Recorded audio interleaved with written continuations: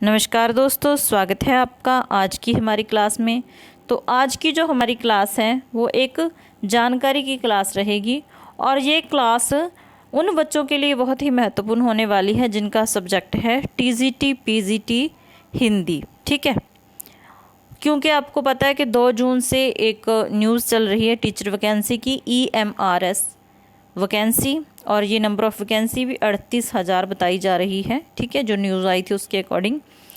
वैसे तो यूट्यूब पर बहुत सारी वीडियोस बन चुकी हैं, सिलेबस की मतलब तैयारी भी हो रही है, इस वैकेंसी के लिए तैयारी भी चल रही है, लेकिन मैंने भी इसके बारे में जाना कि ये क्या है क्या नहीं, और मुझे ये काफ़ी अच्छी लगी, काफ़ी अच्छा मौका लगा हिंदी वाले बच्चों के लिए, क्योंकि वैकेंसी अगर 38,000 है और इसमें हिंदी की पोस्ट तो आएंगी ही आएंगी और हो सकता है अच्छी आ जाए। ठीक है, लेकिन ये भी आपको ध्यान रखना है कि ये एक साथ 38,000 वैकेंसी नहीं आएगी, ये 3 साल में पूरी करने की बात हो रही है। इसका मतलब कि 3 पार्ट में इसको पूरा किया जाएगा। ठीक है, तो आपके लिए ये अच्छी बात क्यों है? क्योंकि कुछ बच्चे ऐसे हैं जिन्होंने KVS का पेपर दिया और किसी कारणवश उनका रिटन एग्ज़ाम क्वालिफाई नहीं हुआ, या फिर काफ़ी समय से HPSC की तैयारी कर रहे हैं, आगे एस्टेट आने वाला है उसकी भी तैयारी करेंगे।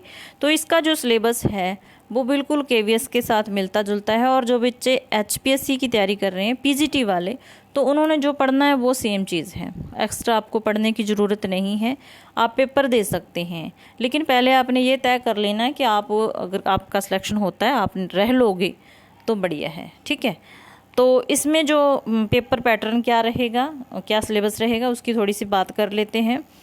तो पेपर पैटर्न वही रहेगा, इसमें आपका रिटन एग्ज़ाम होगा और उसके बाद आपका इंटरव्यू होगा। ठीक है, और इसमें नेगेटिव मार्किंग भी रहने वाली है, नेगेटिव मार्किंग 0.25 रहेगी।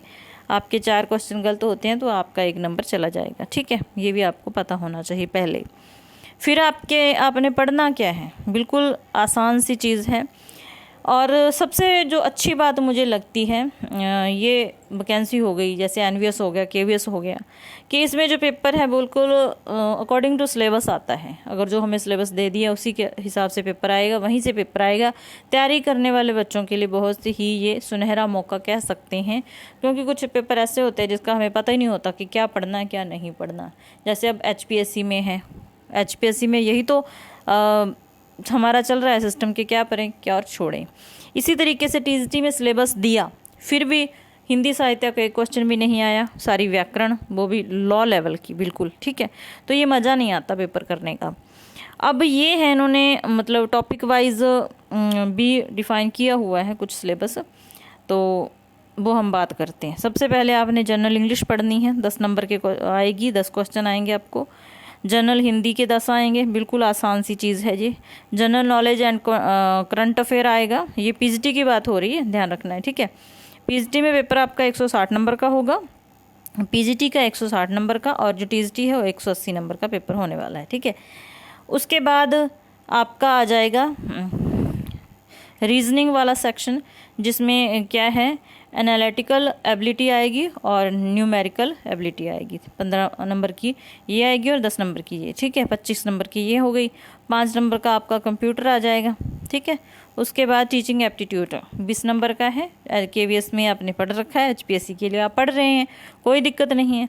उसके बाद आ जाता है हमारा सब्जेक्ट, और सब्जेक्ट में जो मैंने चीज़ देखी है, बिल्कुल 11वीं 12वीं की NCERT, इसके अलावा कुछ नहीं पढ़ना आपको, सिर्फ NCERT पढ़नी है, जो मेरे चैनल पर भी आपको बहुत मिल जाएगी। और इसके अलावा हम दोबारा से 11वीं 12वीं की NCERT पढ़ेंगे।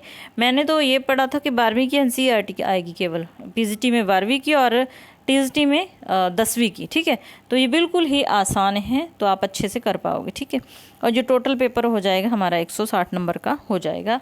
तो मेरे ख्याल से जो बच्चे एलिजिबल हैं उनको बिल्कुल पेपर देना चाहिए। इसमें कोई CTET की ज़रूरत नहीं, आपकी मास्टर डिग्री होगी 50% के साथ, और आपकी BEd होगी, और आपने पेपर दे देना है। ठीक है, अब बात करते हैं TGT में। TGT में बाकी सारी चीज़ें सेम हैं, वही है।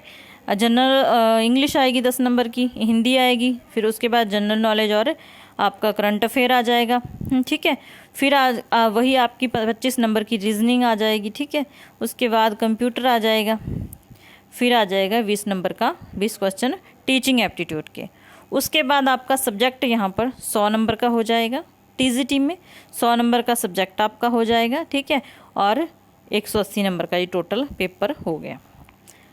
तो उम्मीद है जिन बच्चों को जानकारी अच्छी लगी होगी तो अपनी तैयारी शुरू कर देंगे।